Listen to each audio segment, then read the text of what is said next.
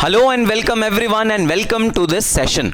तो जी हाँ, आज हम शुरू करने जा रहे हैं अपना सेकंड कैस और बहुत बहुत बहुत इंपॉर्टेंट कैस 1 में से तो फिर भी थियोरेटिकली कभी कुछ पूछा जाता है, कुछ 2 मार्क्स 3 मार्क्स का क्वेश्चन मैक्सिमम पूछा जाता है भाई कैस 1 में से। लेकिन कैस 2 में से बराबर लगातार over the period of time हमारे रेपिटेडली क्वेश्चंस पूछे गए हैं। रेपिटेडली कैस 2 से हमारे एग्जाम में क्वेश्चंस आए हैं, चाहे वो प्रैक्टिकल हो चाहे वो थ्योरी हो, दोनों पर्सपेक्टिव से बहुत ज्यादा इंपॉर्टेंट कैस है हमारा कैस 2। और सबसे बड़ी बात कैस 2 की ये है दोस्तों कि कैस 2 एक बार रिवाइज हो चुका है, लेकिन हम अपनी क्लास में दोनों वर्जन पढ़ेंगे, ओल्ड वर्जन भी पढ़ेंगे और न्यू वर्जन भी पढ़ेंगे। सर आप ऐसा क्यों करा रहे हो? अरे क्लास आगे बढ़ने दो, मैं तुम्हें सब समझाऊंगा। इस कैस की इंपॉर्टेंस इतनी ज्यादा है कि ओल्ड वर्जन और न्यू वर्जन दोनों हमें करना पड़ेगा। तो मैं सब चीजें डिटेल में बताऊंगा, बस आप क्लास को ध्यान से देखो, क्योंकि आज हम शुरू करने जा रहे हैं one of the most important cost accounting standards of your syllabus, CAS 2 capacity determination. CAS 2 का नाम है कैपेसिटी डिटर्मिनेशन और इसका निमोनिक क्या है भाई? इसका निमोनिक है पिताजी कैस या फादर कैस। तो सबसे पहले तो जैसे मैंने फर्स्ट कैस में तुम्हें समझाया था, सर फर्स्ट कैस का नाम मां कैस क्यों है, तो मैं आओ सबसे पहले तुम्हें समझाता हूं कि सर फर्स्ट कैस का नाम था मां कैस, सेकंड कैस का नाम है फादर कैस। क्या सिमिलैरिटी है फादर में और कैस 2 में, जरा ये हमें समझा दीजिए। उससे पहले आओ, जैसा कि मैं तुम्हें कुछ कहानी सुनाता हूं, आओ तुम्हें एक कहानी सुनाता हूं। मेरी जेब में तुम एक पेन देख रहे हो भाई, ये एक पेन है, हां थोड़ा सा मैला कुचैला सा, थोड़ा सा गंदा सा, और बहुत सारे निशान पड़े हुए हैं इस पेन पे। लेकिन अगर तुम ध्यान से देखो दोस्तों, तो ये एक पार्कर का पेन है। और हां कैमरा में नहीं दिख रहा होगा, बट यहां पर इसके जो कैप का रिम है उसके ऊपर लिखा है पार्कर। ये एक पार्कर का पेन है और कलर से पता लग रहा होगा ऑफ वाइट कलर है। जब ये खरीदा गया था तब दोस्तों इसका कलर था प्योर वाइट, लेकिन समय के साथ साथ इस पेन का कलर हो गया है ऑफ वाइट और काफी ज्यादा गंदा, काफी ज्यादा पुराना पेन है ये। सर इतना गंदा पेन, इतना पुराना पेन सर आपने अपने जेब में रखा हुआ है? सर कुछ तो खास बात होगी इस पेन के बारे में। जी हां, एक बहुत खास बात है इस पेन के बारे में। दोस्तों ये पेन मेरा पहला पार्कर पेन था और किसी भी स्टूडेंट के लिए पार्कर पेन ऑब्टेन करना एक बहुत बड़ा अचीवमेंट होता है मेरे अकॉर्डिंग, क्योंकि पहली बार आप एक नॉर्मल रेनॉल्ड्स या रोटोमैक या नॉर्मल पेन से जब आप एक पार्कर पेन पे एस्केलेट करते हो तो बहुत ज्यादा आपको डिजर्विंग होना पड़ता है पार्कर पेन अपनी जेब में रखने के लिए। कोई नॉर्मल बंदा हां पैसों से खरीद के पार्कर पेन अपनी जेब में रख सकता है, लेकिन एक हक पार्कर पेन को रखने का, या for that matter any good pen, it may be a cross pen, it may be a Montblanc और एनी पेन, किसी भी गुड पेन को ऐसे जेब में रखने का जो हक होता है ना, वो वाकई कमाया जाता है। तो मैं अपनी स्टोरी पे आता हूं। ये पेन मुझे मिला था मेरे फर्स्ट एम्प्लॉयर केपीएमजी से। जब मैंने केपीएमजी में अपनी आर्टिकलशिप शुरू करी तो वहां पर एक इनॉग्रल किट देते हैं, और जी हां ये मैं बात बता रहा हूं 2007 की, 13 इयर्स पुरानी बात है ये, 2007 की बात बता रहा हूं। वहां पर तब इनॉग्रल जब कोई ज्वाइन करता था तो इनॉग्रल किट मिलती थी, उसके साथ ये पार्कर का पेन मिलता था। तो मुझे ये पेन केपीएमजी से मिला था इनिशियली, और ये पार्कर का पेन मैं जब घर आया था, जब मेरा फर्स्ट डे था जब मुझे पेन मिला था, उसके बाद जब मैं घर आया था तो जैसा कि आपको पता है, शायद आप में से बहुत सारे लोगों को नहीं पता हो, I lost my father at a very early age. तो मेरे जो ग्रैंडफादर थे वो ही मेरे लिए फादर थे for most of my life. तो मैं जब घर आया तो मैंने अपने दादाजी को ये पेन दिया। मैंने सारी चीज़ें दिखाई, देखो केपीएमजी से ये चीज़ें मिली हैं, मुझे एक लैपटॉप मिला था, मुझे एक डायरी मिली थी, पैड मिला था, फोल्डर मिला था, लेदर पाउच मिला था, बहुत सारी चीज़ें मिली थी। मैंने उनको दिखाया ये पेन है पार्कर पेन। तो भाई जो सारी चीज़ें थी उनमें से सबसे ज़्यादा ध्यान मेरे दादाजी का इस पार्कर पेन पे गया था। उन्होंने कुछ ऐसे 2-3 लाइनें लिखी और मजाक में मुझे बोला चलो ये पेन हम यहाँ रख देते हैं। अपनी टेबल पे उन्होंने ये पेन लेके रख दिया। तो उनकी एक आदत थी, वो रोज सुबह डायरी लिखते थे, जो भी दिन भर के खर्चे हुए हैं उन सबको नोट करते थे एक डायरी में। वो डायरी लिखना मतलब पूरे दिन में क्या हुआ वो वाला नहीं, खर्चे नोट करते थे सारे के सारे कि पूरे दिन में कितने खर्चे हुए। तो रोज एक पेज लिखते थे और वो एक नॉर्मल किसी भी बॉल पेन से लिखते थे। लेकिन वो पार्कर पेन जब उन्हें मिला तो मुझे लगा कि शायद वो अब इससे लिखना शुरू कर दें। तो ऑल्दो उन्होंने मजाक में उस समय लिया था, मुझे वापस करने की कोशिश करी। मैंने कहा नहीं, मुझे वापस नहीं चाहिए, पार्कर पेन का मैं क्या करूंगा, आप रखो, आप इससे लिखो। तो दोस्तों बहुत खुश हुए, बहुत ज्यादा खुश हुए। तो वो उस पेन से लिखना उन्होंने स्टार्ट कर दिया। 6 महीने बीते और पार्कर पेन की रिफिल ऑन एन एवरेज 6 महीने चलती है। 6 महीने बाद मुझे कहते हैं कि अरे निखिल, इसकी ना रिफिल खत्म हो गई, इस पेन की रिफिल खत्म हो गई। कल शाम को हम लिख रहे थे तो उससे रिफिल खत्म हो गई। तो हमने ज़रा स्टेशनरी वाले से पूछा जाकर कि ये रिफिल कितने की है। तो उन्होंने कहा रिफिल इसकी 60 रुपए की है। तो अगर रिफिल इसकी 60 रुपए की है तो निखिल ये पेन कितना महंगा होगा। मैंने कहा हाँ, ये पेन काफ़ी महंगा आता है, ये पेन 500 600 700 इस रेंज का आता है। तो हाँ, ये पेन महंगा है। तो वो हैरान रह गए, वो सोच भी नहीं पा रहे थे कि एक पेन इतना महंगा भी आ सकता है क्या। तो काफ़ी हैरान रह गए। तो उन्होंने कहा नहीं भाई नहीं, हम ये रिफिल ये वाली नहीं लेंगे, पार्कर वाली, हम तो कोई नॉर्मल रिफिल ले लेंगे और स्टेशनरी वाले से बोलेंगे बस तू इसमें फिट कर दे किसी तरह से भी। आज साइज फिट नहीं हो रहा था तो उसने मेरे को बोला ठीक है, मैं किसी तरह से कोई और रिफिल फिट कर दूंगा इसके अंदर। खैर हमारी ये कॉन्वर्जेशन हुई, मैं अपने ऑफिस एज यूजुअल चला गया और रास्ते में जब मैं वापस आ रहा था अपने घर की तरफ, तब मुझे एक स्टेशनरी शॉप दिखी और उसमें पार्कर के पेन की सीरीज दिखी, पार्कर के पेन भी दिखे। मैंने उनसे कहा कि रोलर बॉल का क्या आपके पास रिफिल होगा। उन्होंने कहा हाँ है। जितने भी रुपए का था मैंने वो ले लिया। पहला स्टाइपेंड आया था, मेरा स्टाइपेंड भी आना शुरू हो गया था, तो अर्निंग्स थी मेरे पास डेफिनेटली। तो मैंने रिफिल खरीदी और शाम को दादाजी के पास गया। मैंने कहा अरे रिफिल आप ला रहे थे, रिफिल का क्या हुआ। उन्होंने कहा अरे कोई रिफिल इसमें लगी ही नहीं रही। अब हमें कल क्या करना पड़ेगा, जो नॉर्मल रेनॉल्ड्स की रिफिल होती है उसको हम लगा के पीछे कुछ अटकाएंगे ताकि वो रिफिल इसमें फिट हो जाए। मैंने कहा ऐसा कुछ करने की जरूरत नहीं है। मैंने उन्हें रिफिल दी। दोस्तों जैसे मैंने उन्हें रिफिल दी वैसे ही ऐसा लगा जैसे पता नहीं उनको एक दौलत मिली। वो इतने खुश हुए उस रिफिल को पाके। शायद वो एक रिफिल नहीं थी, शायद वो एक आश्वासन था कि हाँ आज उनका पोता काबिल हो गया है, अपने पैरों पे खड़ा हो गया है और उनको संभालने लायक हो गया है। शायद उन्हें अनायास ये आभास हुआ, शायद ये आश्वासन मिला, जिसकी वजह से उनके चेहरे पे जो मुस्कुराहट आई वो मैं शब्दों में बयान नहीं कर सकता। और मरते दम तक, उनकी 2013 में डेथ हुई, लास्ट डे तक उन्होंने ये वाला पेन यूज किया जो मुझे केपीएमजी ने दिया था। हाँ, किसी ज़माने में यहाँ केपीएमजी प्रिंट हुआ करता था जो अब मिट गया है, ब्लू कलर से उसका प्रिंट भी होता था। तो ये है मज़ा एक प्रोफेशनल वर्ल्ड में काम करने का, ये है मज़ा एक प्रोफेशनल एनवायरनमेंट में काम करने का, ये है मज़ा एक एमएनसी में काम करने का। और ये है वो प्राउड जो आपके फादर या ग्रैंडफादर या ताऊ जी या फूफा जी या जो भी मेल बड़े मेंबर्स हैं आपके घर में, उनके चेहरे पे आप देख पाओगे जब आप कुछ भी छोटी सी चीज़ अचीव करोगे। पता है क्या, मेरे दादाजी इस चीज़ के अगेंस्ट थे कि मैं सीए सीएस सीएम में करूं। वो चाहते थे, क्योंकि हम ओल्ड दिल्ली के बिल्कुल पास रहते हैं, हम चांदनी चौक के बिल्कुल पास रहते हैं, तो वो चाहते थे मैं अपना कोई बिजनेस खोलूं और मैं चांदनी चौक में बिजनेस करूं।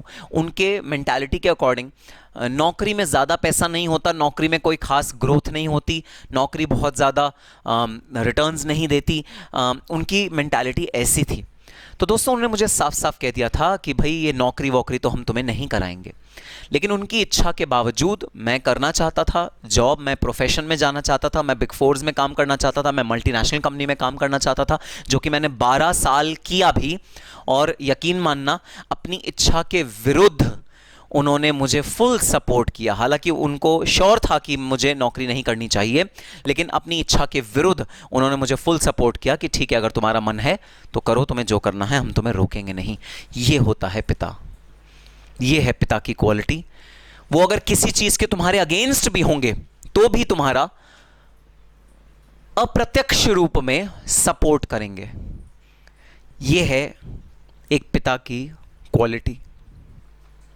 और एक आखिरी इंसिडेंस जो मुझे अपने दादाजी का याद आता है, जिस दिन मैं सीए बना दोस्तों, उस दिन मैंने आपको अपने मदर की स्टोरी सुनाई थी, वहाँ पर मैंने बीच में एक एपिसोड आपको नहीं सुनाया उसके अंदर। तो जैसे ही मैं घर पहुँचा वैसे ही मेरे दादाजी खुली बाहों से मेरा स्वागत करने के लिए गेट पे खड़े थे और उन्होंने मुझे टाइट से हग किया और कॉन्ग्रेचुलेशंस बोला, कॉन्ग्रेचुलेशंस कॉन्ग्रेचुलेशंस। और मेरा ये शुरू से मन था दोस्तों कि मैं अपने दादाजी को कुछ गिफ्ट दूं जब मैं सीए कंप्लीट करूं अपनी।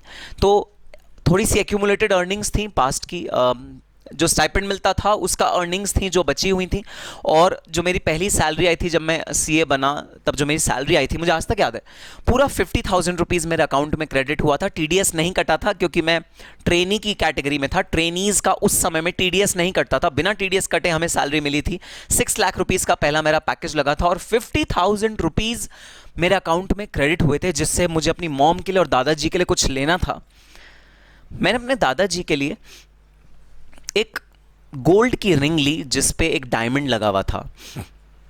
बहुत खुश हुए नेचुरली, और आज भी वो गोल्ड रिंग मेरे पास है और मरते दम तक उन्होंने वो गोल्ड रिंग पहनी।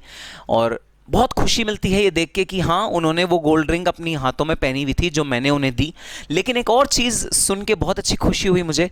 2013 में जब मेरे दादाजी की डेथ हुई दोस्तों, तब मेरे दादाजी के जो बेस्ट फ्रेंड थे, तो मेरे दादाजी जब थे तो वो अपने बेस्ट फ्रेंड के ऑफिस में रोज़ जाया करते थे। उनका नाम था विजेंद्र गुप्ता जी। वो विजेंद्र गुप्ता जी जिस दिन मेरे दादाजी की डेथ हुई उस दिन मेरे पास आए और मुझे बोले, निखिल मुझे ना तुम्हारे दादाजी की एक बात बहुत याद आती है।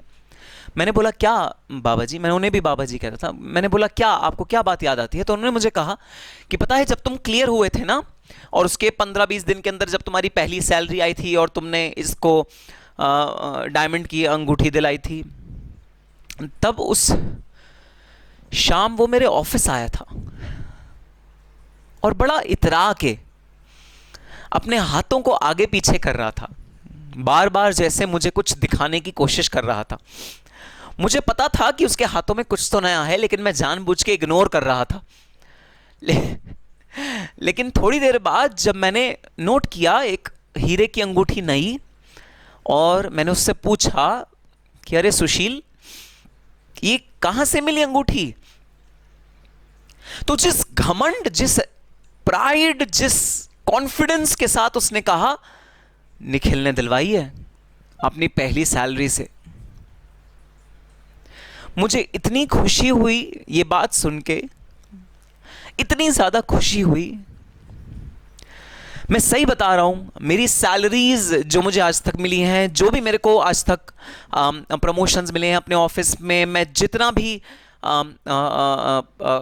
आज की डेट में आप लोगों का प्यार मिलता है मुझे, मैं जो भी कर रहा हूं, मैं जो भी काम कर रहा हूं, सब का सब छोटा पड़ जाता है उस खुशी के आगे। जो खुशी मुझे उस दिन मिली ये जान के कि मेरे दादाजी कितने खुश हुए थे जब मैंने उन्हें उनकी अपनी सैलरी से पहली बार एक अंगूठी दी थी, और किस तरह वो अपने फ्रेंड्स के जाके आके शो ऑफ कर रहे थे। So this is how fathers are made. They are very very strict on the core of it, they are very very strict, but from inside they are most sensitive people, most sensitive people. वो हर चीज को accept करते हैं, इतना बड़ा दिल होता है उनका, वो हर चीज को एक्सेप्ट करते हैं। आप चाहे जो बोलो, वो एक्सेप्टिंग नेचर के होते हैं और वो बहुत ज्यादा एक्सेप्ट करते हैं। और जी हाँ, यही क्वालिटी है फादर की।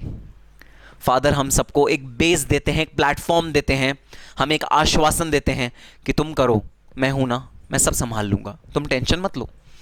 कोचिंग करो, कोचिंग की फीस देनी है, कोई बात नहीं, तुम फीस दो, मेरे पास चाहे हो ना हो मैं संभाल लूंगा। पढ़ाई करनी है, पढ़ाई करो, कोई जॉब करने की जरूरत नहीं है तुम्हें, बिल्कुल भी जॉब वॉब मत करो, तुम पढ़ाई करो, कोई टेंशन नहीं है। ये जो आधारशिला, जो कॉन्फिडेंस, जो मजबूत नींव एक फादर हमें देता है, वो दोस्तों कोई और नहीं दे सकता। तो एज यूजुअल ओम व्यास ओम की कुछ पंक्तियां हैं जो मैं पिता के ऊपर पढ़ता हूं, भावुक होता हूं, दोबारा पढ़ता हूं, दोबारा भावुक होता हूं, दोबारा पढ़ता हूं, दोबारा भावुक होता हूं, आप लोगों के साथ शेयर करूंगा।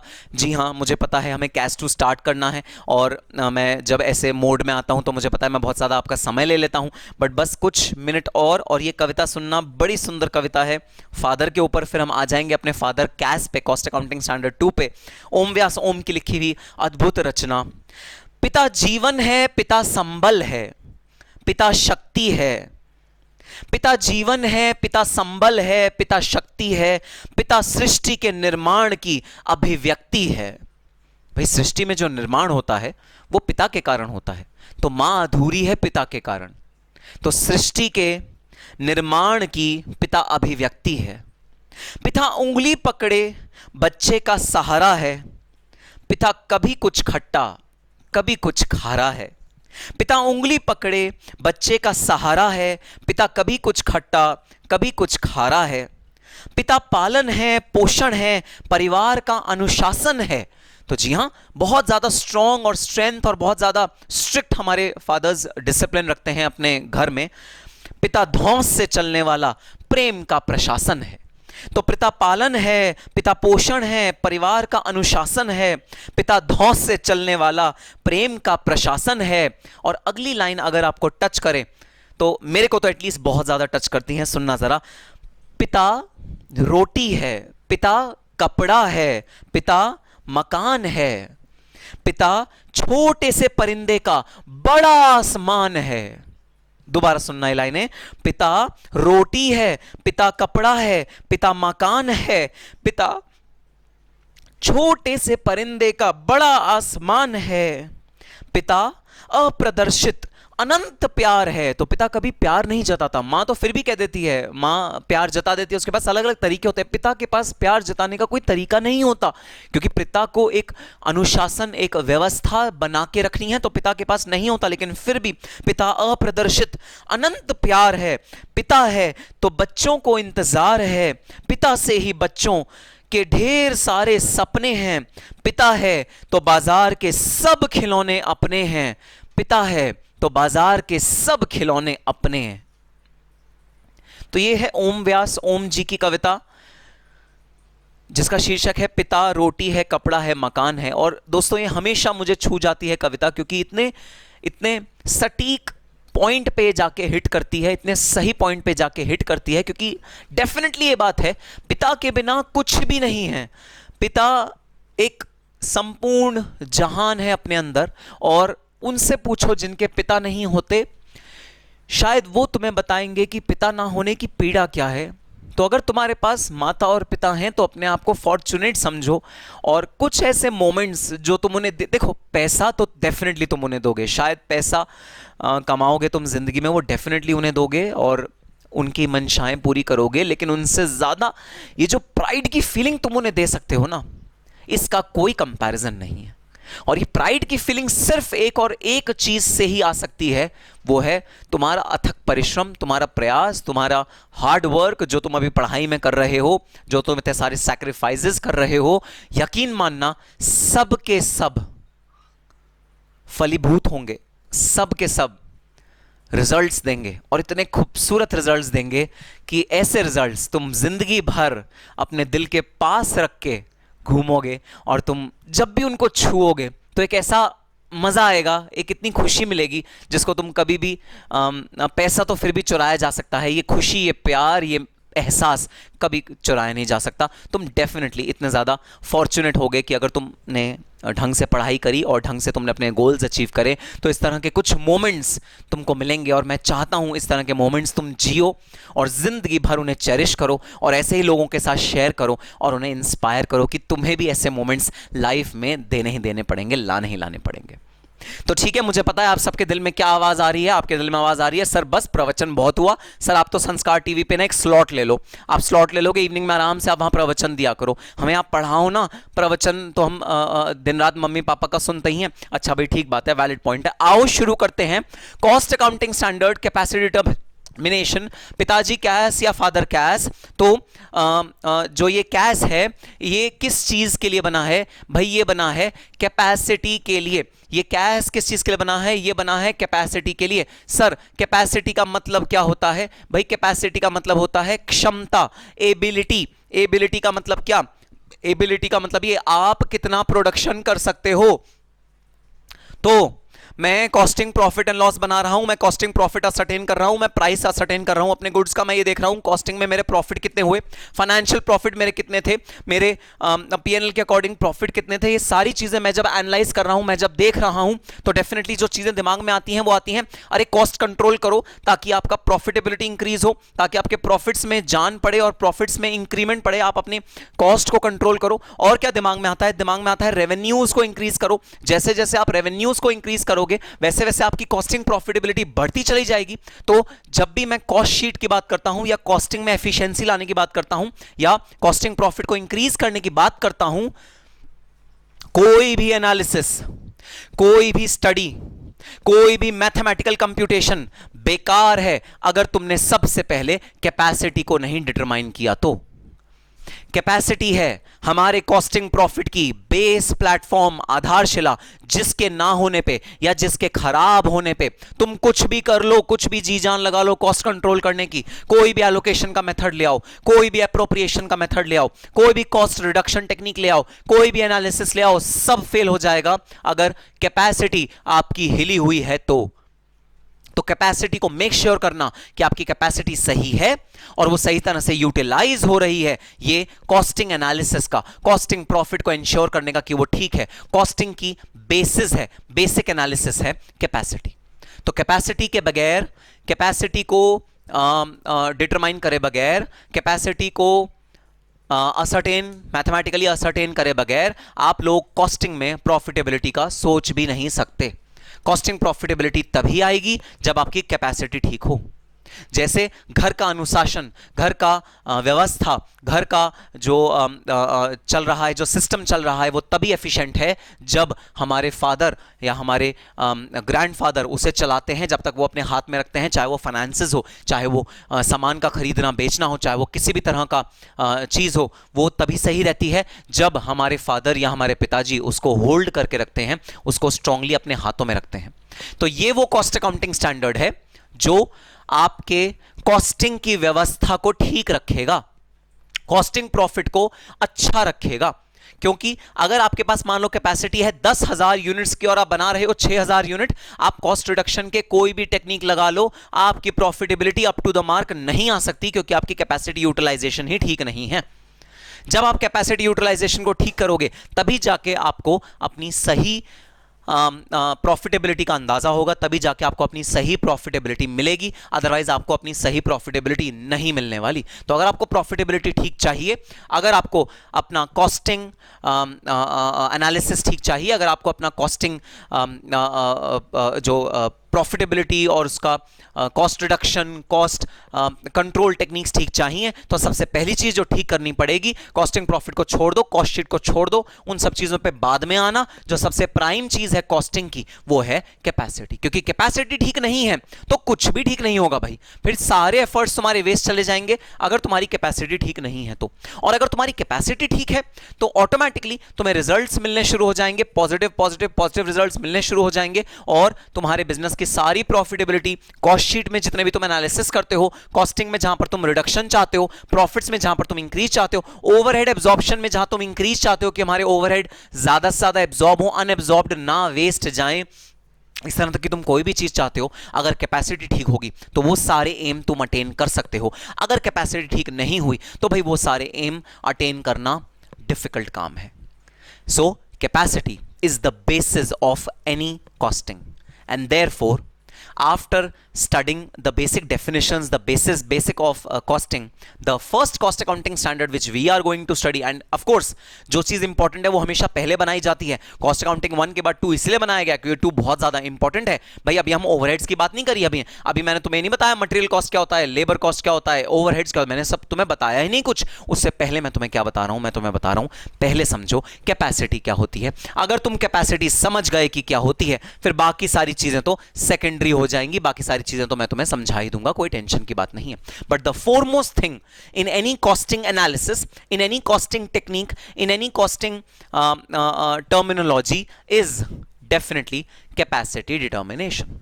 सो आपके कॉस्ट ऑडिट रिपोर्ट में भी याद है एनेक्जर्स करे थे हमने चैप्टर 2 में, कुछ एनेक्जर्स थे, वहां पर भी कैपेसिटी को डिटरमाइन करना और डिस्क्लोज करना मैंडेटरी है भाई।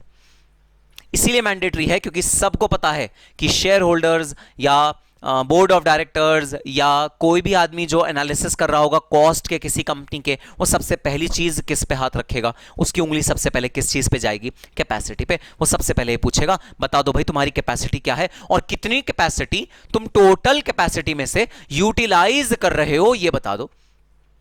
तो सबसे पहली चीज जो कोई भी एनालाइज करेगा आपके कॉस्ट स्टेटमेंट्स में वो होगी कैपेसिटी।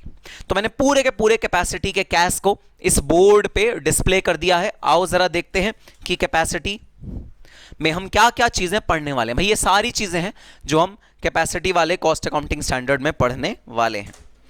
ठीक है सर। तो सबसे पहली चीज रिपोर्टिंग रिक्वायरमेंट्स। भाई कैपेसिटी की ना कुछ रिपोर्टिंग रिक्वायरमेंट्स होती हैं, मतलब हमें कैपेसिटी ऐसे मजे मजे में नहीं निकाल रहे, सिर्फ एनालिसिस करने के लिए नहीं निकाल रहे, सिर्फ हमें देखना है इसलिए नहीं निकाल रहे।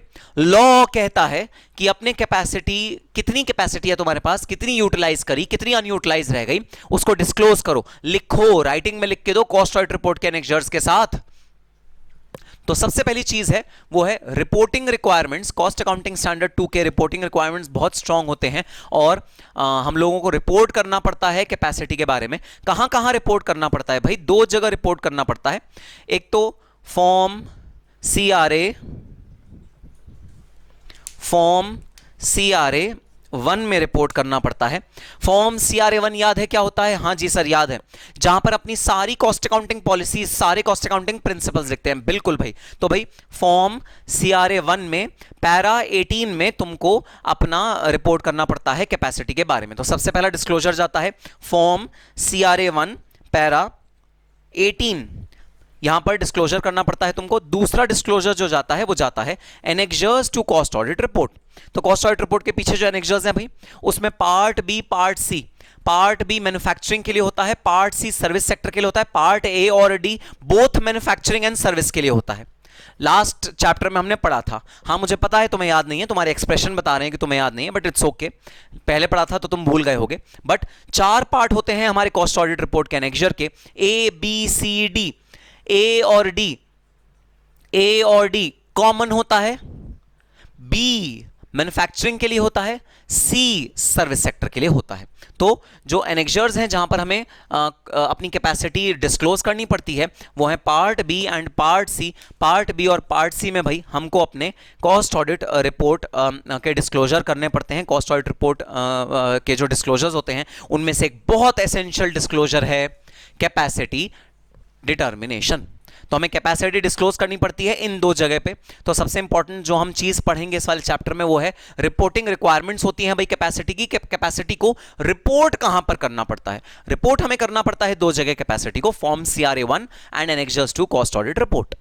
दूसरी चीज जो हम पढ़ने वाले हैं, जो भाई हर कॉस्ट अकाउंटिंग स्टैंडर्ड में हम पढ़ ही रहे हैं, डेफिनेशंस। डिफरेंट डेफिनेशंस पढ़ेंगे। फॉर एग्जाम्पल इंस्टॉल्ड कैपेसिटी क्या होता है, नॉर्मल कैपेसिटी क्या होता है, नॉर्मल आइडल कैपेसिटी क्या होता है, आइडल कैपेसिटी क्या होता है, एबनॉर्मल आइडल कैपेसिटी क्या होता है। बहुत सारी तरह की कैपेसिटीज हम लोग पढ़ने वाले हैं, डेफिनेशंस पढ़ने वाले हैं बहुत सारी तरह की कैपेसिटीज के। और जी हाँ, इसी से डिराइव होता है टाइप्स ऑफ कैपेसिटी। कितने टाइप की कैपेसिटी हैं हम वो पढ़ने वाले हैं। How many types of capacities are there? So licence capacity, installed capacity, practical capacity, normal capacity, actual capacity. फिर आइडल कैपेसिटी के 2 parts, normal idle capacity, abnormal idle capacity, actual capacity, utilisation. Sir ये तो कुछ ज्यादा ही complicated सा नहीं लग रहा? मतलब ये तो कुछ ज्यादा ही सर ऐसा लग रहा है जैसे मतलब हम आउट ऑफ द माइंड हो गए हैं, थोड़ा सा कंफ्यूजन बढ़ गया सर, कुछ ऐसा ऐसा सा लग रहा है। अरे भाई टेंशन मत लो, सारी की सारी कैपेसिटी तुम्हें पक्का वादा कर रहा हूं याद कराऊंगा, एक एक लर्न हो जाएंगी तुम्हें कैपेसिटीज। इन सबके प्रैक्टिकल फॉर्मूले हैं, ये सिर्फ थ्योरी नहीं है। तुम्हें एग्जाम में निकालने के लिए आएगा, एक कंपनी के डिटेल्स दिए होंगे कि एक दिन में एक कंपनी इतने यूनिट्स प्रोड्यूस करती है, बताओ उसकी लाइसेंस कैपेसिटी क्या, इंस्टॉल्ड क्या, प्रैक्टिकल क्या, सारा प्रैक्टिकल है। प्रैक्टिकल निकालने के लिए आएगा पूरा, एक एक क्वेश्चन हम इसका सॉल्व करेंगे और सारी की सारी कैपेसिटीज बहुत अच्छे से क्लास में डिस्कस करेंगे। सर बस एक चीज बता दो, आपके रेड पेन की इंक जो थी वो क्या खत्म हो गई है, या ब्लैक पेन की इंक खत्म हो गई है? जो आपने दो वर्ड्स को रेड में लिखा, बाकी सब तो ब्लैक में लिखा है, दो को रेड में लिखा है।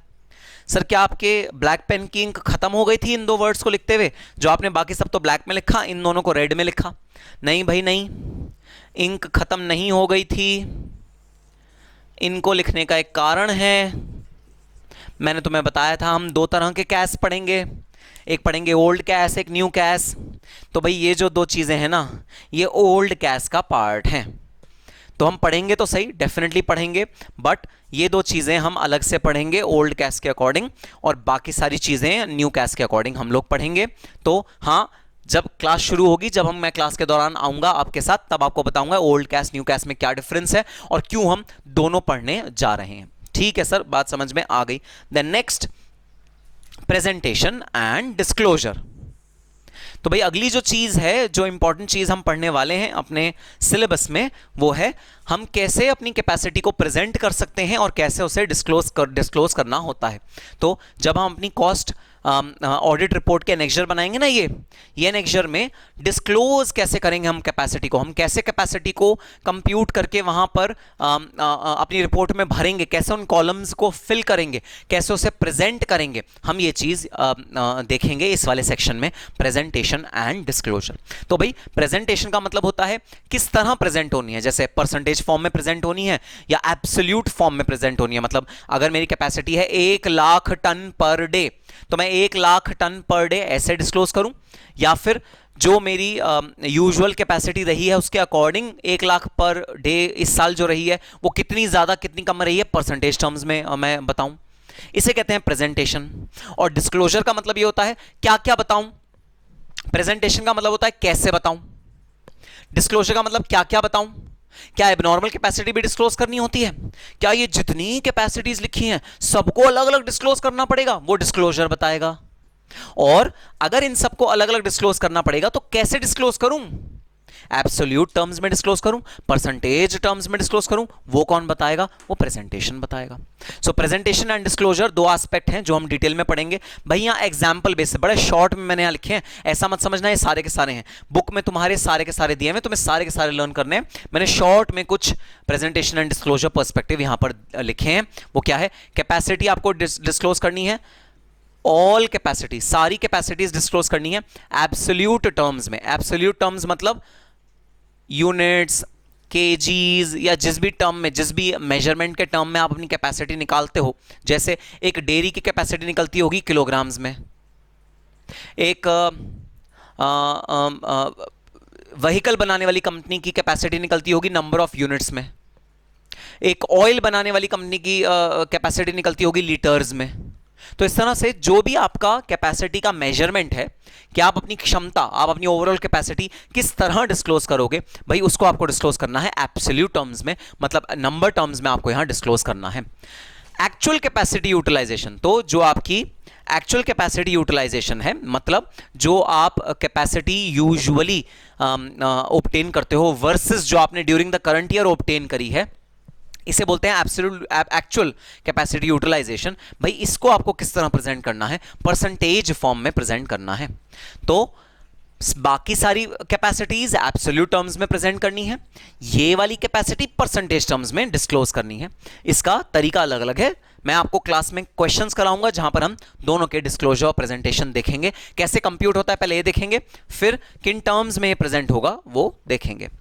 देन बेसिस ऑफ कैलकुलेशन, आपने किस बेसिस पे कैपेसिटी कैलकुलेट करी है, आपका फॉर्मूला क्या है, आप क्या मैथमेटिकल कंप्यूटेशन लगा रहे हो, हम वो चीज़ डिस्कस करेंगे।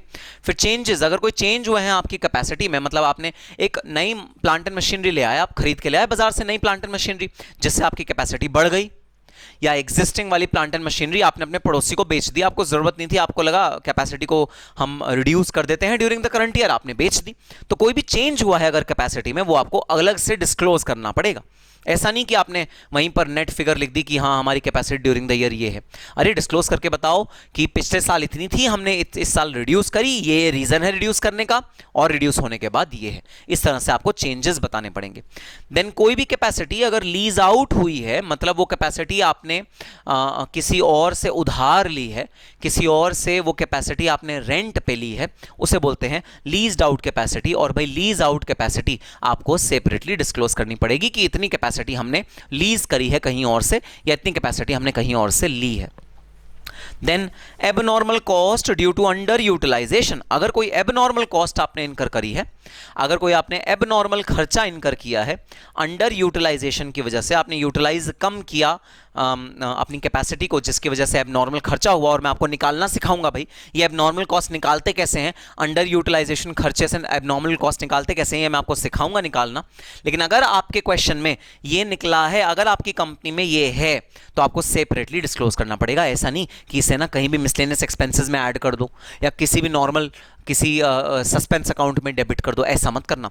अलग से लाइन आइटम की तरह दिखाना पड़ेगा कि भाई ये वो एबनॉर्मल कॉस्ट है जो अंडर यूटिलाइजेशन की वजह से हुआ है हमारा ड्यूरिंग द करंट ईयर।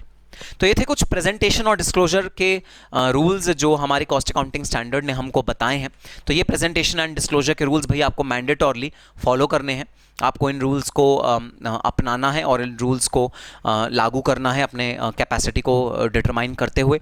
और जी हाँ, इंश्योर करना है कि आपके शेयर होल्डर्स को सही इन्फॉर्मेशन मिले, जितनी उनके एनालिसिस के लिए रेलिवेंट है, जो उनको जानने की ज़रूरत है, वो सारी इन्फॉर्मेशन आपके शेयर होल्डर्स को प्रॉपरली मिले। और वो तभी मिलेगी जब आप प्रेजेंटेशन और डिस्क्लोजर के प्रॉपर तरीकों को फॉलो करोगे। ठीक है, तो अब ये चार्ट जरा अपने रजिस्टर पे कॉपी कर लो, आपको क्विक रिवीजन करने के लिए या समरी की तरह ये काम आएगा। और फिर हम अपना मेन कैश शुरू करते हैं। ठीक है सर, तो ये था हमारा बेसिक। और अब मैं आता हूं अपने मेन कैश पे। आपको एक फादर और एक सन की या डॉटर की फोटो नजर आ रही होगी, और उसके नीचे लिखा है that he gives a strong basis of platform for his kids to grow, ensures that basic infrastructure is granted to the kids। kids को ensure करता है कि basic infrastructure दिया हुआ है। Similarly, CAS 2 will provide basis for growth of an organization। So CAS 2 का ये काम होता है भाई कि अगर किसी ऑर्गेनाइजेशन को ग्रो करना है, अगर किसी ऑर्गेनाइजेशन को तरक्की करनी है, तो डेफिनेटली उसका जो सबसे इंपॉर्टेंट तरीका है, टूल है, वो है कैपेसिटी। भाई अपनी कैपेसिटी को बढ़ाओ, जितना अपनी कैपेसिटी को बढ़ाओगे उतना एक ऑर्गेनाइजेशन ग्रो करेगी। So this was the reason why CAS 2 was termed as the father CAS। तो आओ स्टार्ट करते हैं CAS 2। कैपेसिटी डिटर्मिनेशन रिवाइज्ड 2015 में रिवाइज हुआ कैपेसिटी डिटर्मिनेशन का CAS। और देखना एक फुटनोट भी लिखा हुआ है। फुटनोट क्या लिखा हुआ है? Includes provision on guidance note on CAS 2। तो भाई आपको गाइडेंस नोट भी पढ़ना पड़ेगा जो CAS 2 का प्रिस्क्राइब्ड है अलॉन्ग विद द CAS। मैंने आपको पहले ही बताया था, गाइडेंस नोट होते हैं क्लैरिफिकेशंस जो मेन कॉस्ट अकाउंटिंग स्टैंडर्ड्स होते हैं। अगर उन पे इंस्टीट्यूट को कोई क्लैरिफिकेशन देनी है, आपको कुछ बात बतानी है एडिशनल, तो उसे हम कहते हैं guidance note. So guidance note are always read along with the cost accounting standards. आओ स्टार्ट करते हैं। This standard deals with the principles and methods of classification determination of capacity of an entity for ascertainment of cost of product or service and the presentation and disclosure in the cost statements। तो चलो अब देखते हैं what is the need for capacity determination. Capacity determination की ज़रूरत कहाँ पड़ती है, क्या ज़रूरत है कैपेसिटी को डिटरमाइन करने की किसी भी कंपनी के लिए। To identify capacities of each of the deployed facilities and through the process assess the bottlenecks। तो भाई हमको जो भी हमारी फैसिलिटी है, जो हमने फैसिलिटी लगाई हुई है, उसका कैपेसिटी को डिटरमाइन करना है, उसकी कैपेसिटी को आइडेंटिफाई करना है। ये है सबसे पहला नीड कैपेसिटी डिटर्मिनेशन का। और दूसरी चीज़ ये है कि भाई हमें एसेस करने हैं बॉटलनेक्स। बॉटलनेक्स क्या होते हैं? बॉटलनेक्स होते हैं स्टॉपेजेस इन प्रोडक्शन। प्रोडक्शन में जहां पर भी स्टॉप आ रहा है, जहां पर भी हॉल्ट आ रहा है, वहां क्यों हॉल्ट आ रहा है। मैं आपको एक छोटा सा एग्जांपल देता हूं भाई। Plant and machinery 1, plant and machinery 2, दो प्लांट एंड मशीनरी हैं। प्लांट एंड मशीनरी 1 40 यूनिट्स 1 घंटे में निकालती है और प्लांट एंड मशीनरी 2 60 यूनिट्स 1 घंटे में निकाल देती है। तो हर बार ये सिचुएशन होती है कि प्लांट एंड मशीनरी 1 जब तक प्रोड्यूस करती है, तब तक प्लांट मशीनरी 2 कुछ समय के लिए आइडल पड़ी होती है। इसे कहते हैं बॉटलनेक। जब आपकी थोड़ी सी कैपेसिटी आइडल पड़ी है किसी और कि प्लांट की कैपेसिटी की वजह से, या रॉ मटेरियल ना आने की वजह से, या आपके वेंडर ने रॉ मटेरियल नहीं सप्लाई किया इसकी वजह से, या आपका जो गोडाउन में रॉ मटेरियल पड़ा है वो आपके फैक्ट्री लाइन तक नहीं आया इसकी वजह से बॉटलनेक्स आ जाते हैं। बॉटलनेक्स मतलब स्टॉपेजेस, और स्टॉपेजेस को आइडेंटिफाई करना और उसे रेक्टिफाई करना हमारे कैपेसिटी का बहुत बड़ा काम होता है। भाई अगर प्लांट मशीनरी 1 40 यूनिट्स बनाती है तो भाई एक और प्लांट एंड मशीनरी 1 इंस्टॉल करो, अपनी कैपेसिटी को इनहैंस करो ताकि प्लांट मशीनरी 2 खाली ना बैठी रहे, ताकि प्लांट मशीनरी 2 लगातार काम करती रहे, या फिर प्लांट एंड मशीनरी 1 को डबल शिफ्ट में काम कराओ, दुगना काम कराओ, ताकि प्लांट मशीनरी 2 खाली ना बैठे। So to assess bottlenecks is the need for capacity determination to evaluate potential for future expansion। तो भाई फ्यूचर एक्सपेंशन को इवैल्यूएट करने के लिए, फ्यूचर में हम कितना एक्सपैंड कर सकते हैं उस चीज को इवैल्यूएट करने के लिए, understanding the scope and effort towards the bottlenecking and balancing of surplus capacity. Future में अगर आपको एक्सपैंड करना है अपनी प्रोडक्शन कैपेसिटी को, तो भाई capacity is a very very good means, capacity is a very very good way of expansion in future. So capacity को एनहांस करना, कैपेसिटी को एक्सपैंड करना is the requirement for capacity determination. और D बॉटलनेकिंग मतलब अपने स्टॉपेजेस को रोकना। आप अपने स्टॉपेजेस को रोक कैसे सकते हो, वो भी भाई कैपेसिटी डिटर्मिनेशन का एक इंपॉर्टेंट एलिमेंट होता है। और अगर आपके पास सरप्लस कैपेसिटी है, मतलब फालतू कैपेसिटी है, तो आप उसे कैसे इफेक्टिवली यूटिलाइज करो ताकि आपके प्रॉफिट्स इंक्रीज हो सकें, ये भी एक कैपेसिटी डिटर्मिनेशन का ऑब्जेक्टिव होता है। Then point number 3, internal management for planning, scheduling of production and monitoring due to implementation of planned program। तो इंटरनल मैनेजमेंट करने के लिए इंटरनली हमें मैनेज करना है, किस चीज़ को मैनेज करना है भाई, अपनी प्रोडक्शन फैसिलिटी को मैनेज करना है, प्लानिंग को मैनेज करना है प्रोडक्शन के, शेड्यूलिंग को मैनेज करना है प्रोडक्शन के, और मॉनिटर करना है इम्प्लीमेंटेशन ऑफ प्लान्ड प्रोग्राम्स। अपने प्रोग्राम को मॉनिटर करना है कि हमारे प्रोग्राम कैसे इम्प्लीमेंट होंगे, कैसे वो प्रोग्राम कार्यान्वित होंगे, उसके लिए हमारा इंटरनल मैनेजमेंट को डेवलप करता है हमारा कैपेसिटी डिटर्मिनेशन हमारे इंटरनल मैनेजमेंट को एफिशिएंट बनाता है। So these are the 3 needs और the 3 reasons why capacity determination is required. अब आ जाते हैं भाई रिपोर्टिंग रिक्वायरमेंट। बोर्ड पे मैंने आपको ऑलरेडी समझाया, रिपोर्ट करने की 2 जगह रिक्वायरमेंट होती है भाई, number 1 number 2। Number 1 para 18 of form CRA1 के पैरा 18 में आपको डिस्क्लोज करना पड़ता है of the companies cost records and audit rules 2014 deals with capacity determination. The methodology provided under this para is similar to CAS 2 issued by institute of cost accountants of India. तो जो CAS 2 में methodology है capacities को determine करने की और capacities को निकालने की, सेम मेथोडोलॉजी CRA1 में दी हुई है। पैरा 18 में आपको उस मेथोडोलॉजी के अकॉर्डिंग आपका कैपेसिटी किस तरह बनाया गया है वो आपको डिस्क्लोज करना है। जी हाँ, जनरल गाइडलाइंस आपको CAS ने दी हुई हैं, उसके ऊपर अगर आपने कोई और एडिशनल कैलकुलेशन करी, अगर कोई और एडिशनल चीज़ बनाई, अगर और कोई एडिशनल आपने कंप्यूटेशन करी, तो वो आपको CRA1 पैरा 18 में डिस्क्लोज करनी मैंडेटरी है। Under B and part C, तो पार्ट बी और पार्ट सी के under of the annexure to cost audit report, तो एनेक्जर है कॉस्ट ऑडिट रिपोर्ट के, उसमें पार्ट बी और पार्ट सी में डिस्क्लोज करना होता है capacity as prescribed under form CRA3 of the above aforesaid rules. बताना जरा CRA3 किस चीज के लिए होता है सर? ये होता है ऑडिट रिपोर्ट के लिए। बिल्कुल भाई, तो CRA3 is for audit report. तो ऑडिट रिपोर्ट के एनेक्जर में कहाँ आपको डिस्क्लोज करनी है कैपेसिटी? पार्ट बी में डिस्क्लोज करनी है और पार्ट सी में डिस्क्लोज करनी है। बी में डिस्क्लोज करनी है मैन्युफैक्चर्ड सेक्टर के लिए और सी में डिस्क्लोज करनी है सर्विस सेक्टर के लिए। और सर क्या क्या डिस्क्लोज करना होता है भाई? मैन्युफैक्चर्ड के लिए डिस्क्लोज करना होता है installed capacity, capacity enhance during the year, capacity available through leasing के लिए जो लीजिंग करते हुए जो एडिशनल कैपेसिटी आपके पास अवेलेबल है। एनहांस मतलब आपने कुछ एडिशनल कैपेसिटी ऐड करी अपने प्लांट में।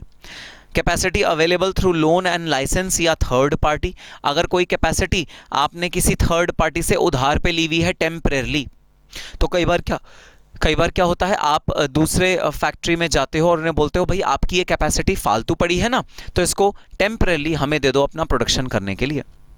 तो आप अपना मटेरियल वहाँ लेके जाते हो, आपका अपना लेबर होता है और टेम्परेरली आप वहाँ पर प्रोडक्शन करके वापस आ जाते हो।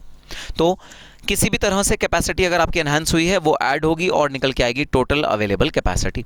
The above information is to be furnished for each product separately. हर प्रोडक्ट के लिए अलग कैपेसिटी डिटरमाइन होती है और डिस्क्लोज करी जाती है। सर्विस सेक्टर, अगर आप मान लो सर्विस सेक्टर में हो, मतलब आप सर्विसेज प्रोवाइड करते हो, आप गुड्स प्रोवाइड नहीं करते, तो आपकी कैपेसिटी कैसे डिस्क्लोज होगी? Installed capacity, capacity enhance during the year, total available capacity. तो जो आपने इंस्टॉल करी है प्लस आपने जितनी कैपेसिटी एनहांस करी ड्यूरिंग द ईयर, मतलब ऐड करी ड्यूरिंग द ईयर, तो आपकी टोटल कैपेसिटी निकल के आ जाएगी। The above information is to be furnished for each service separately. हर एक सर्विस के लिए आपको ये इंफॉर्मेशन अलग से डिस्क्लोज करनी है। तो चलो आ जाओ मेन कैश में चलते हैं। मेन कैश का सबसे पहला प्रोविजन क्या है? Objective. Objective is to bring uniformity and consistency in the principles and methods of determination of capacity with reasonable accuracy. तो वही ऑब्जेक्टिव अपना बिल्कुल सेम, भाई हमें यूनिफॉर्मिटी अचीव करनी है, कंसिस्टेंसी अचीव करनी है इन the principles and methods of determination of capacity. तो कैपेसिटी कैसे डिटरमाइन होनी चाहिए, इसके प्रिंसिपल्स और मेथड्स हमें यूनिफॉर्मली और कंसिस्टेंटली डिस्क्लोज करने हैं। इसके लिए हम यूज करते हैं ये वाला कॉस्ट अकाउंटिंग स्टैंडर्ड। अगला है डेफिनेशंस, और डेफिनेशंस पे आने से पहले मैं आपको लेके चलता हूं एक डायग्राम पे, जिससे आपको डेफिनेशंस बहुत आराम से याद होंगी, बहुत अच्छे से याद होंगी। और पूरे के पूरे कॉस्ट अकाउंटिंग स्टैंडर्ड का ये एक समरी तरह का डायग्राम है, जिसके अंदर समरी में मैंने पूरे कॉस्ट अकाउंटिंग स्टैंडर्ड का समरी डाल रखा है। तो आओ इस डायग्राम से पढ़ते हैं कि कैपेसिटी कितने टाइप की होती है, कौन कौन सी होती है, और कॉस्ट ऑडिट रिपोर्ट को ड्राफ्ट करते हुए हमें कौन कौन सी कैपेसिटी डिस्क्लोज करनी होती है।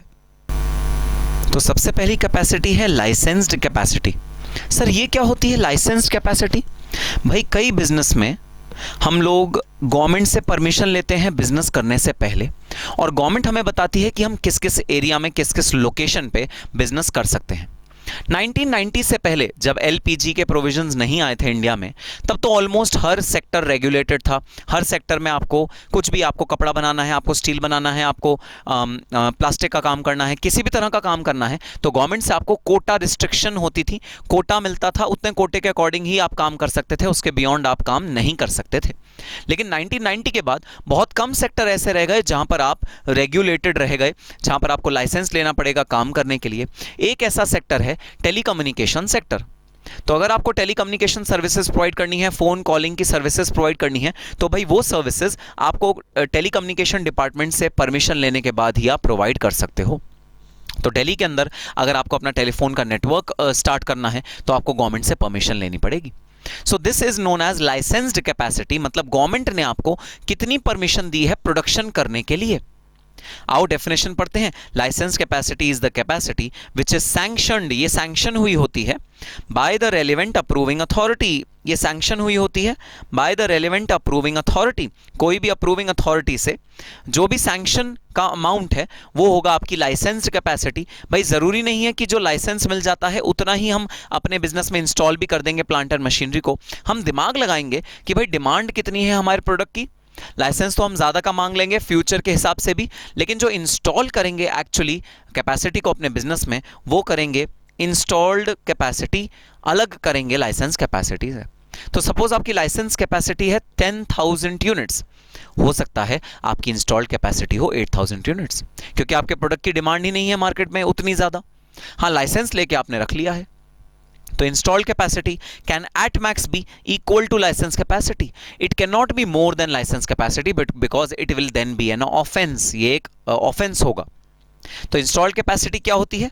वो होती है जो इंस्टॉल करके बिजनेस में लगाई हुई होती है। आपने जितने का प्लांट एंड मशीनरी खरीद के लाए हो बाजार से, वो प्लांट एंड मशीनरी का जो भी कैपेसिटी है, टोटल कैपेसिटी, उसे मैं बात करता हूं इंस्टॉल्ड कैपेसिटी नाम देता हूं।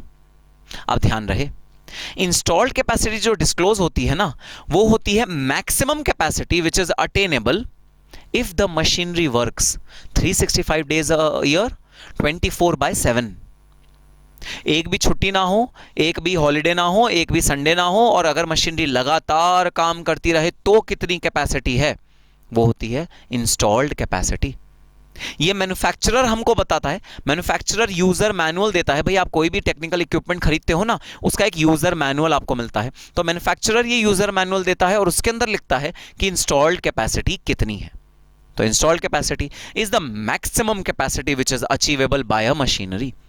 बट जरा बताना, is it practical to achieve installed capacity? Answer is no sir.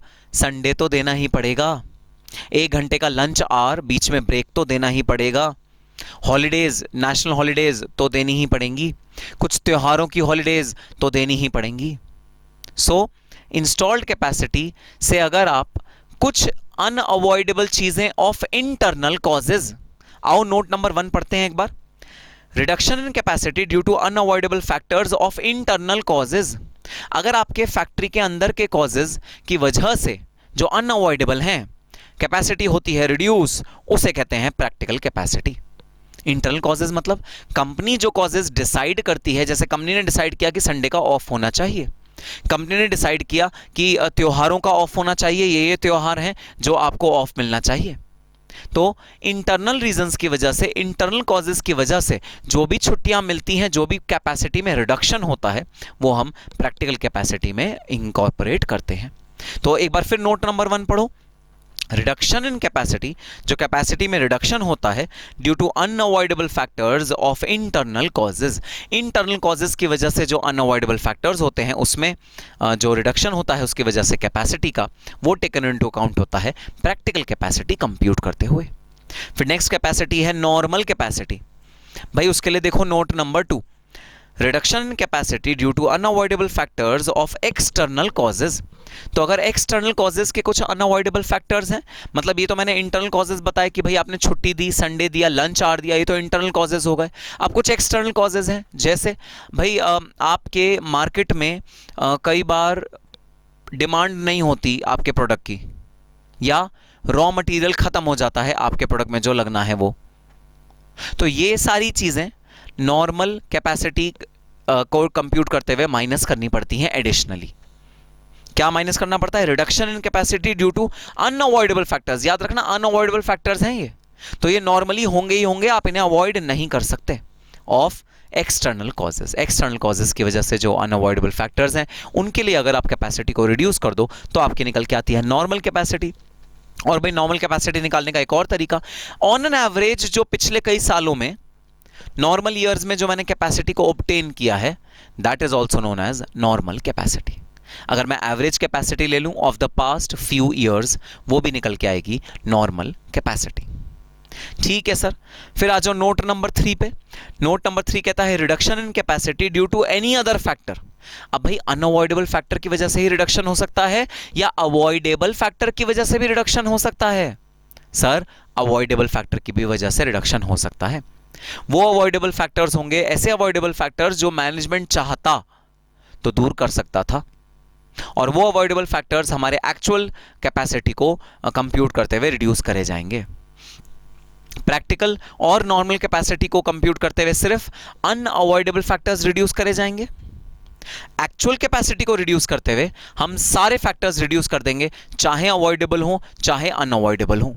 सारे के सारे फैक्टर्स, अवॉइडेबल फैक्टर्स को भी रिड्यूस करके बनेगा एक्चुअल कैपेसिटी। भाई जो भी बचा कुचा रिडक्शन है ना, एंड में जो भी रिडक्शन आपका पॉसिबल है, जो भी रिड्यूस हुआ है, सबको अगर आप माइनस कर दोगे तो आपका निकल के आएगा actual capacity.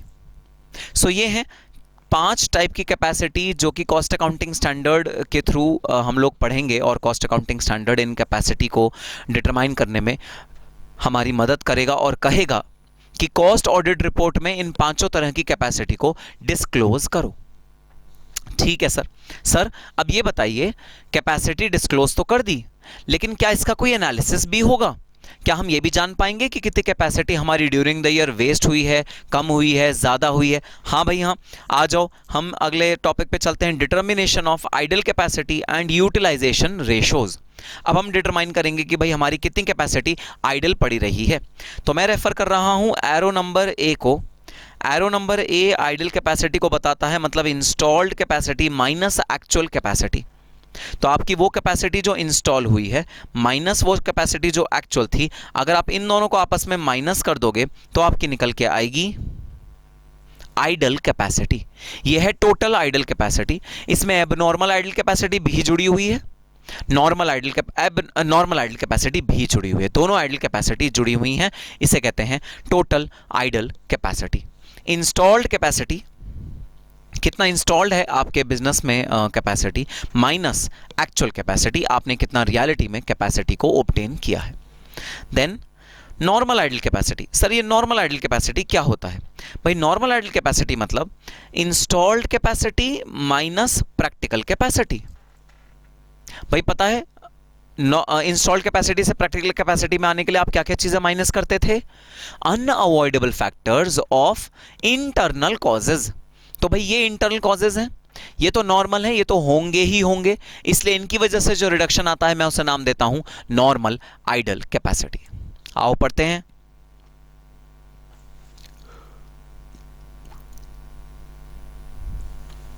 Arrow number B, normal idle capacity, arrow B is equal to installed capacity minus practical capacity.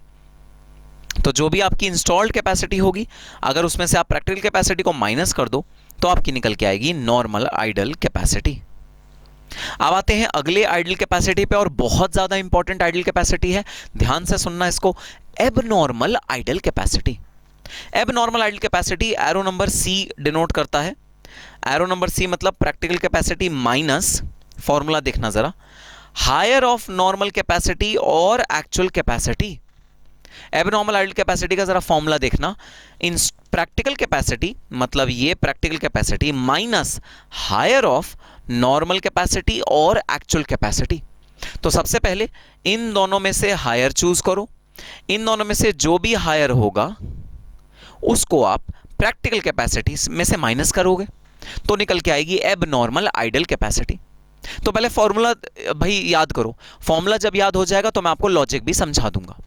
तो normal idle capacity is equal to installed capacity minus practical capacity, ये है नॉर्मल आइडल कैपेसिटी।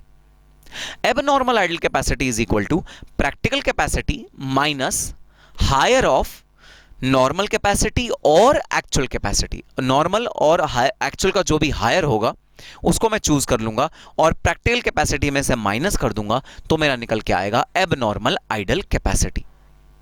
तो चलो अब देखते हैं reason कि जो एबनॉर्मल आइडल कैपेसिटी का फॉर्मूला है वो फॉर्मूला ऐसा क्यों है कि उसने हायर ऑफ नॉर्मल और एक्चुअल को लिया और प्रैक्टिकल के साथ माइनस कर दिया। आओ देखते हैं इसका रीजन क्या है। ठीक है सर, तो भाई मैं एक एग्जांपल लेके चल रहा हूं। सपोज आपके बिजनेस की प्रैक्टिकल कैपेसिटी है 10,000 यूनिट्स, उस बिजनेस की जो नॉर्मल कैपेसिटी है वो है 8,000 यूनिट्स, और जो एक्चुअल कैपेसिटी आपने ड्यूरिंग द ईयर ऑब्टेन करी है वो दो ऑप्शन लेके चल रहा हूं, option A 7,000 units, option B 9,000 units. ये आपने एक्चुअली अटेन किया है during the year under consideration. तो आपकी प्रैक्टिकल कैपेसिटी है 10,000 यूनिट्स, आपकी नॉर्मल कैपेसिटी है 8,000 यूनिट्स, और एक्चुअल कैपेसिटी दो ऑप्शन, एक नॉर्मल कैपेसिटी से कम, दूसरा नॉर्मल कैपेसिटी से ज़्यादा। ठीक है, अब अगर मैं आपसे पूछूं कि ऑप्शन ए में आपकी एबनॉर्मल आइडल कैपेसिटी कितनी होगी तो आप मेरे को जवाब दोगे 10,000 माइनस, ऑप्शन बी को भूल जाना, ऑप्शन बी को हम इग्नोर करेंगे, ऑप्शन ए रखेंगे। तो 10,000 माइनस हायर ऑफ 8,000 और 7,000, आंसर आया 8,000। आपकी एबनॉर्मल कैपेसिटी हुई 2,000, एबनॉर्मल कैपेसिटी हुई 2,000। और ऑप्शन नंबर बी में अगर मैं आपको कहूं कि मुझे एबनॉर्मल कैपेसिटी निकाल के बताओ तो भाई हायर ऑफ नॉर्मल कैपेसिटी और एक्चुअल कैपेसिटी निकल के आएगा, और वो निकल के आएगा 10,000 माइनस 9,000 इज इक्वल टू 1,000। ये दोनों सिचुएशन में निकल के आएगी एबनॉर्मल आइडल कैपेसिटी। अब सुनना इसका लॉजिक। तो भाई आपके बिजनेस में जो प्रैक्टिकल अचीवेबल कैपेसिटी है वो है 10,000 यूनिट्स। जो प्रैक्टिकली कोई भी अगर आपके बिजनेसमैन बिजनेस करता है आपके बिजनेस में तो 10,000 यूनिट्स भाई अचीव कर लेता है ऑन एन एवरेज। ये अचीवेबल या प्रैक्टिकल कैपेसिटी है 10,000 यूनिट्स। पिछले सालों में आपने जो अटेन किया है वो अटेन किया है 8,000 यूनिट्स, और इस साल जो अटेन किया है वो अटेन किया है 7,000 यूनिट्स। मतलब जो नॉर्मली अचीव होता है पिछले सालों में, नॉर्मली एवरेज में जो अचीव होता है उससे भी कम अचीव किया है इस साल में, 7000 यूनिट्स। तो भाई सुनना जरा बात ध्यान से, अगर आप नॉर्मली अटेन कर लेते हो 8000 यूनिट्स और आपने इस बार अचीव किया है 7000 यूनिट्स, तो ये किस रीजन की वजह से है कि ये कम है? सर रीजन होगा नोट नंबर 3। नोट नंबर 3 है any other reason. Any other reason है अवॉइडेबल सर्कमस्टांसेस। अवॉइडेबल मतलब एबनॉर्मल रीजंस। तो ये जो रिड्यूस हुआ है ना 8000 से 7000, ये हुआ है एबनॉर्मल रीजंस की वजह से। तो भाई अगर ये एबनॉर्मल रीजंस की वजह से रिडक्शन आया है तो मैं इसे नाम नहीं दूंगा आइडल कैपेसिटी, मैं इसे नाम दूंगा एबनॉर्मल लॉस। ये तो लॉस है तुम्हारा, कॉस्टिंग पीएनएल अकाउंट में लेके जाना तुम इसको। जैसे तुम स्ट्राइक पीरियड को खर्चा एबनॉर्मल कॉस्ट कंसिडर करते थे, वैसे ही ये आइडल कैपेसिटी आइडल नहीं है, खाली नहीं है, ये तो वेस्ट हो चुकी है। इसलिए हम जो आइडल कैपेसिटी निकालते हैं वो करते हैं मैक्सिमम ऑफ नॉर्मल कैपेसिटी और एक्चुअल कैपेसिटी, जो भी दोनों में से मैक्सिमम होगी, जो भी दोनों में से हायर होगी, हम उसको माइनस करते हैं फ्रॉम द प्रैक्टिकल कैपेसिटी। अब सुनना जरा ऑप्शन नंबर 2। भाई ऑप्शन नंबर 2 में आप जो यूजुअली अपने कैपेसिटी अटेन करते हो वो है 8000 यूनिट्स। करंट ईयर में जो आपने अचीव करी वो है 7000 यूनिट्स। सिर्फ 7000 यूनिट आपने करंट ईयर में अचीव करी। सॉरी, ऑप्शन बी 9000 यूनिट्स आपने करंट ईयर में अचीव करी। मतलब this is an efficiency, this has reduced your idle capacity. तो डेफिनेटली सर ये मैं कंसिडर करूंगा while computing my idle capacity. तो मेरी आइडल कैपेसिटी होगी 10000 माइनस 9000, 1000 होगी आइडल कैपेसिटी और 1000 मैंने सेव करा है पिछले साल की आइडल कैपेसिटी में से। तो ये रिप्रेजेंट करता है एफिशिएंसी ऑफ द वर्कर्स या एफिशिएंसी ऑफ द कंपनी। तो जब एक्चुअल हायर होगा तो मैं कंसिडर करूंगा आइडल कैपेसिटी में, बट जब एक्चुअल कम होगा तो मैं उसे कंसिडर करने के बजाय नॉर्मल कैपेसिटी को कंसिडर करूंगा अपने कैलकुलेशन में। This is the logic behind computing higher of normal capacity और एक्चुअल कैपेसिटी।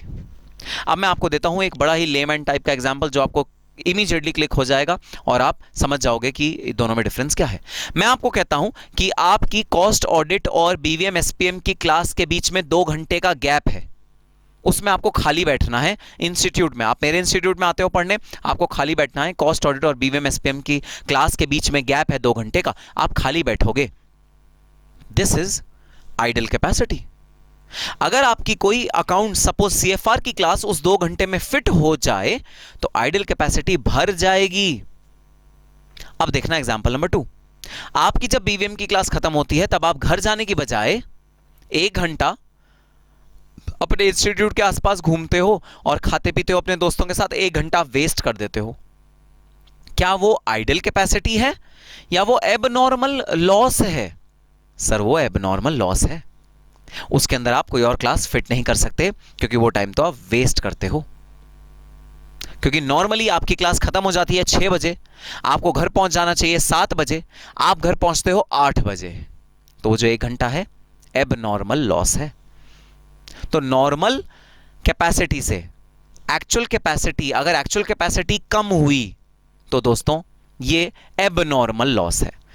अगर ये एबनॉर्मल लॉस है तो इसको हम आइडल नहीं बोलेंगे, आइडल कैपेसिटी में कंसिडर नहीं करेंगे, इसे तो हम एबनॉर्मल लॉस की तरह कॉस्टिंग पीएनएल अकाउंट में लेके जाएंगे और मामले को रफा दफा कर देंगे। So formula is of abnormal capacity is practical capacity minus normal capacity और actual capacity whichever is higher. ये फॉर्मूला यूज होगा एबनॉर्मल आइडल कैपेसिटी के लिए। ठीक है सर, बात समझ में आ गई। अब देखो यूटिलाइजेशन की रेशियोज कैसे निकल के आती हैं। Actual capacity utilisation, actual capacity divide by installed capacity होता है। एक्चुअल कैपेसिटी यूटिलाइजेशन, कितना यूटिलाइज हो रहा है आपका plant. Then idle capacity utilisation, idle capacity कितनी है out of the installed capacity, उसे बोलते हैं आइडल कैपेसिटी यूटिलाइजेशन। फॉर्मूला है idle capacity divide by installed capacity. फिर है normal idle capacity utilisation is equal to normal idle capacity divide by installed capacity multiply bye 100। फिर है abnormal idle capacity utilisation, formula वही, denominator हमेशा common रहेगा, installed capacity, numerator को आप change करते जाओ तो आपकी यूटिलाइजेशन की रेशियोज आती चली जाएंगी। सर कुछ समझ नहीं आ रहा, एक प्रैक्टिकल क्वेश्चन कराओ तो समझ में आए।